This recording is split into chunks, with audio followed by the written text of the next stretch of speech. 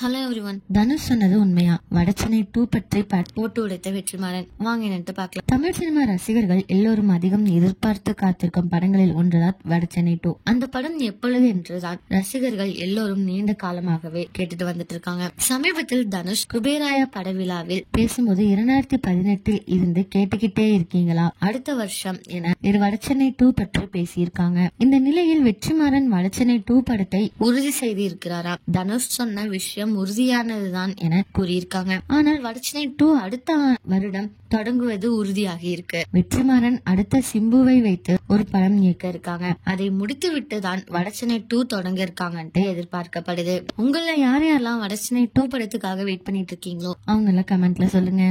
இதே மாதிரி latest cinema news update தெரிஞ்சுக்கணும்னா இந்த சேனலை சப்ஸ்கிரைப் பண்ணிக்கோங்க.